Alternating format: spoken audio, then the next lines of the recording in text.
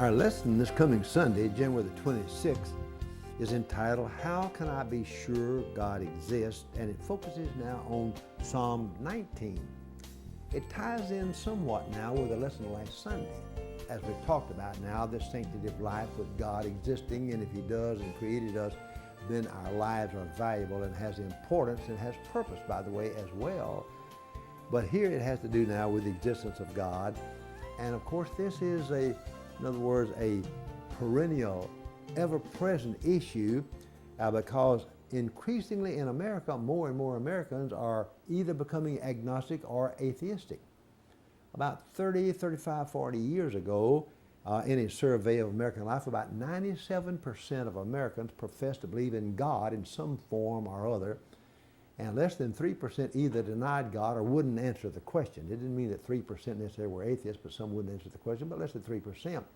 But now, of course, the last 30, 40 years, that percent is more like about 90%, not 97% profess to believe in God, and the 10% either didn't answer the question or were kind of agnostic, saying they didn't know, or were outright atheists.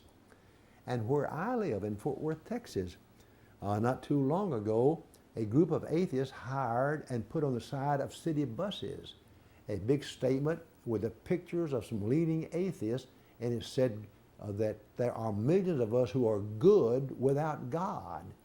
It was done by a group of atheistic groups that all met together, something like that. There's millions of us good without God. They were saying God doesn't exist and we can be good without God, a reflection on religion. And I wanted to call the Ministerial Alliance and say, hey, I have a slogan, if you have the money to put on city buses, that says something like this, to claim self-goodness, like claiming humility, is an arrogant lie. If you tell me how humble you are, you're not humble. If you tell me how good you are, you're not good because you're self-righteous, and self-righteous is not goodness. So when they proclaim themselves as good, so my motto would be self-proclaimed goodness, like self-proclaimed humility, is an arrogant contradiction. They didn't realize what they were saying.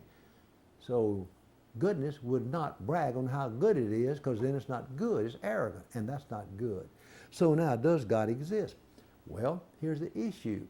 Overwhelming evidence of the complexity of life has led many scientists to believe in God, but you and I believe in God because of the Scripture, because of a personal encounter with God in Jesus Christ, but most people of the world, if you look back at history, and I'm a biblical historian, 99% of all the human beings who've ever lived in any culture have believed in some form of God. Atheism comprises less than 1% of the human race, looking over the span of the human race, however long we've been in this world, and I don't know how long we've been here. But the atheism has always been a tiny thing. Does God exist? So this now, we believe was composed by David.